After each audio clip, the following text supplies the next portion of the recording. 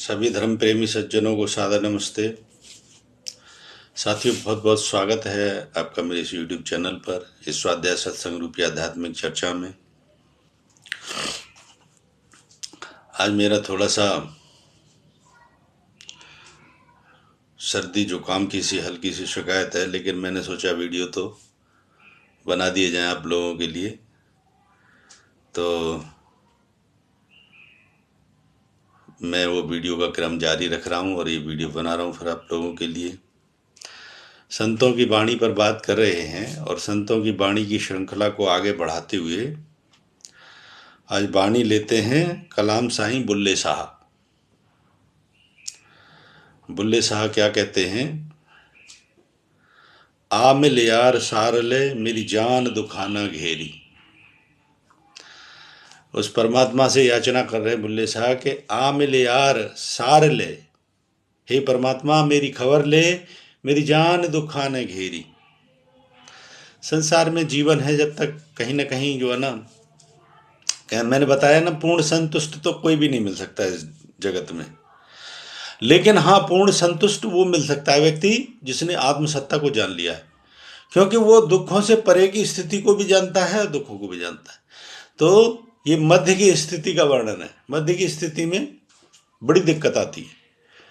क्यों? क्योंकि मध्य की स्थिति में जब भक्त होता है तभी तो जीवन असली समझ में आता है कि क्या मिथ्या में जीवन जी रहे थे। क्योंकि ये जो है ना, अड़चन जो होती है वो जितने भी पूर्व जन्मों के कब से जन्मों के कार्मिक अकाउंट होते हैं वही तो वाश हो रहे होते हैं। तो ऐसे में परमात्मा को जब याद करते हैं तो बुल्ले साहब वही कह रहे हैं, आ मिल यार सार ले मेरी जान दुखाना घेरी। हे प्रभु मेरी खबर ले, मेरी जान दुखाना घेरी। अंदर खाब बिछोड़ा होया, खबर न पैंदी तेरी। अंदर खाब बिछोड़ा होया, कहते हैं ना, परमात्मा अगर किसी को मिला है तो अपने अंदर मिलता है, और ये वास्तव में सत्य है। सबसे पहले तो आपका परमात्मा इस मंदिर में है, शरीर रूपी मंदिर में है। लेकिन क्या कह रहे हैं बुल्ले साहब? अंदर खाब बिछोड़ा होया, अंदर से तो बिछड़ गया, मैं तो ढूंढता हूं कहीं मिलता नहीं। खबर न पैंदी तेरी, मैं अंदर जाता हूं अपने तो वहां पे भी नहीं मिलता। अब क्यों नहीं मिलता? वही चीज समझने की है कि ये बीच में अड़चन जो आती है ना, ये वही है, कार्मिक लेयर्स जो होती हैं वही अड़चन है। तो अंदर खाब बिछोड़ा होया, अंदर भी नहीं मिलता। क्यों? खबर न पैंदी तेरी, अंदर कोई खबर नहीं मिलती। सुंजी बन विच लुट्टी सैया, चोर संग ने घेरी। सुंजी बन विच, यानी मैं अकेली, बन विच लुट्टी सैया, ये संसार एक घोर घरे जंगल में लुट गई, चोर संग ने घेरी। और चोर संग कौन है? ये काम क्रोध लोभ मोह शोक, ये विकार, ये सब जो है ना चोर हैं। यही तो आपको जो है ना चित्त को चुराते हैं और लालसाएं पैदा करते हैं और बंधन का कारण बनते हैं। मुल्ला काजी राह बतावण, देण धर्म दे फेरे। और मुल्ला काजी धर्म की राह बताने पे लगे हुए हैं। देण धर्म दे फेरे, सब धर्म की राह बता रहे हैं।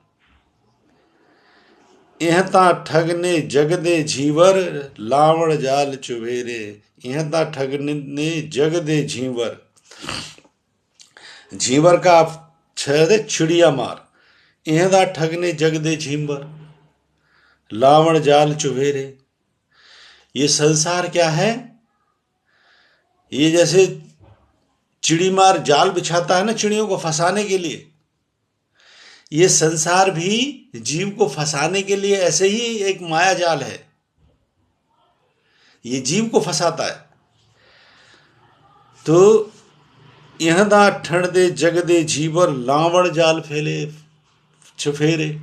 चारों तरफ यहां माया का जाल फैला हुआ है, आप जिधर भी चले जाओ, कोई ऐसा क्षेत्र नहीं है। व्यक्ति सोचता है ना कि यहां से वहां चला जाऊं, वहां पे भी वहां माया जाल मिलेगा आपको। मैं तो स्वयं भुगत भोगी हूं, मैं हिमालय पे कई बार जा चुका, लेकिन वहां से भी आया, मेरी संसार में पूरी होनी थी यात्रा। तो माया जाल सब जगह है। यहदा ठगने जंग दे जीवर। और ये माया जाल बड़ा खतरनाक है, ये ठग लेता है आपको, चारों तरफ फैला हुआ है इसका जाल। करम सरा दे धर्म बतावण, संगल पावण पेरी। करम सरा दे धर्म बतावण, संगल पावण पेरी। कर्मों को, अब क्या सुझाव आता है ऐसे में कि कर्मों को धर्मों के शरणागति कर दो, इसको कहते हैं प्रैक्टिस ऑफ डिटैचमेंट। अन्यथा फिर वो जो जाल है ना वो पकड़ लेगा। डिटैचमेंट से रहेंगे तो कोई जाल बुन ही नहीं पाएगा, कोई बुन ही नहीं सकता। बुनते क्यों है? आपका अंतःकरण में ये जो है ना, जितने भी विकार वृत्ति हैं, यही जब जाल बुनते हैं। तो जब करम सरा दे धर्म बतावण, संगल पावण पैरी, तो जब उसके शरण कर देंगे हम, धर्म के अनुसार डिटैचमेंट प्रैक्टिस के कार्य चलेंगे, तो संगल पावण पैरी। नहीं चलेंगे तो क्या होगा? पैरों में जो कर्म बंधन की जंजीरें हैं वो बंध जाएंगी। सब पूरे में आपको जो है ना फिर कर्म बंधन की जंजीरें जकड़ लेती हैं। आपका जो है ना हर एक अंग प्रत्यंग सब कुछ जंजीरों में जकड़ जाता है कर्म बंधन की में, अगर डिटैचमेंट के साथ आगे की यात्रा नहीं की तो। जात मजहब एक इश्क न पुछवा, इश्क शरादा बहरी। जात मजहब एक इश्क न पुछवा, जिसको उससे लगन लग जाती है, एक से, एक परमात्मा से, वहां फिर जात मजहब कुछ नहीं रह जाता। जात मजहब एक इश्क न पुछवा, उससे इश्क कर लिया तो फिर काय की जात रह गई, काय का मजहब रह गया? उसके हो गए जो सारी सृष्टि का मालिक है। जो सारी सृष्टि का मालिक है, इतना बड़ा है, जब उसके हम हो गए तो कौन जात रह गई, कौन सा मजहब रह गया? ये तो अज्ञानता में झगड़ते लोग हैं, मानसिक गुलामियों के कारण झगड़ते हैं, धर्म का सिर्फ आवरण ओढ़े रहते हैं, धर्म के मार्ग पर नहीं चलते।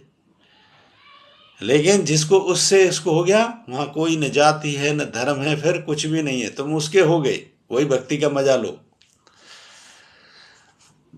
इश्क शरादा बैरी, और जो उसे इश्क करता है, शरादा बैरी, ये संसार सारा उसका बैरी हो जाता है। भक्ति की विरह जो स्थिति देखी जाए तो भक्ति ज्यादातर संसारिक जीवन रहा है सभी भक्तों का। और भक्तों की शिकायत देखो, उससे याचना की है तो उसमें सारी शिकायतों में ये संसार ही आपको मिलेगा। तो जो उससे इश्क करता है, ये संसार उसका विरोध करता है। क्यों करता है विरोध? कि आप उसके अनुसार जो है ना उनके माया जाल के प्रपंच में नहीं फंसते, परमात्मा आपको फंसने नहीं देता, तो ये विरोधभास में खड़े हो जाते हैं, संसार आपके विरोध में खड़ा होता है।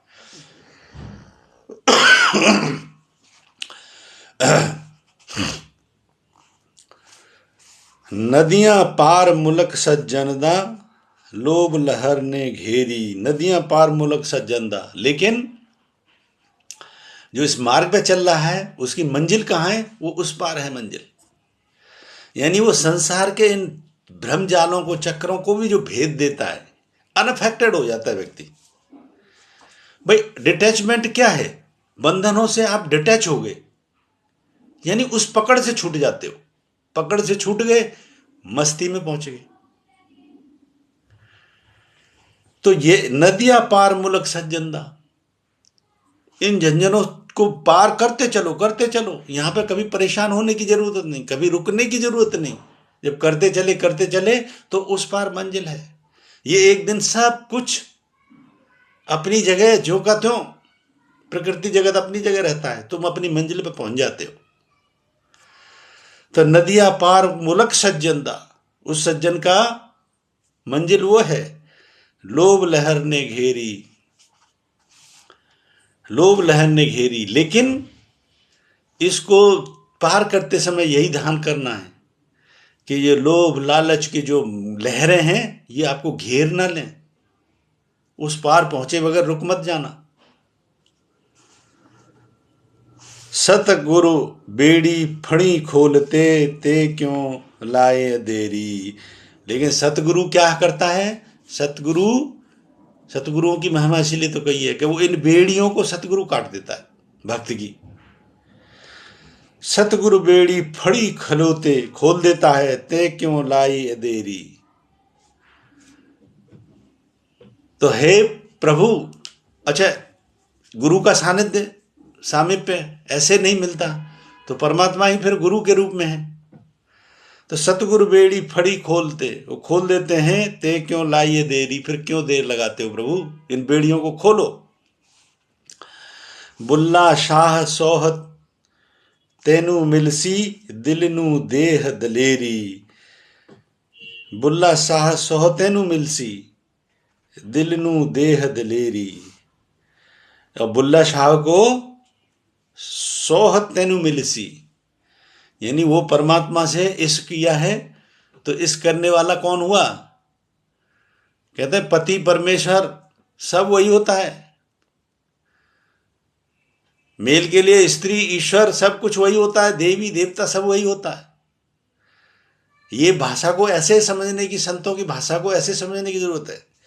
तो बुल्ला शाह सोह तेनू मिलसी, उस अपने प्रीतम से मैं मिलूंगा, दिल नू देह दिलेरी। अब देर नहीं इसमें करनी, प्रीतम पास ते टोल न किसनू, भूल्यों शिखर दोपहरी। क्यों, क्योंकि प्रीतम के पास एक बार मैं पहुंच गया, प्रीतम पास ते टोल न किसनू, फिर वहां से मैं नहीं हटूंगा, फिर वहां से टलूंगा नहीं। भूलियों शिखर दोपहरी, चाहे मेरे सिर के ऊपर कितनी ही दोपहरियां निकल जाएं।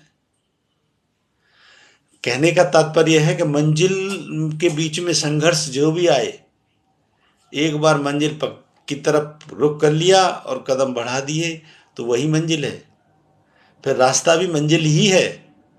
ये जितनी भी बाधा हैं ये मंजिल की तरफ ही हैं। ये बाधाएं सब फिर कुछ नजर नहीं आती, एक तरफ हो जाती हैं। अंततो गत्वा प्रीतम पास ते टोलना के सुनू, फिर उससे आनी हमको दूर नहीं होना है।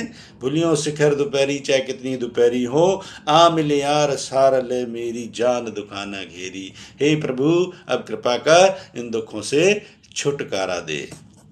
इन्हीं पंक्तियों के साथ ये बुल्ले साहब जी का आज हमने प्रसंग पूरा किया। मुझे उम्मीद है चर्चा पसंद आई होगी। पसंद आई तो वीडियो को लाइक करें, अधिक से अधिक शेयर करें। शंका समाधान के लिए कोई प्रश्न है तो कमेंट बॉक्स में लिखें। बने रहें मेरे साथ, बने रहने के लिए बहुत बहुत धन्यवाद। इत्योम सम नमस्ते।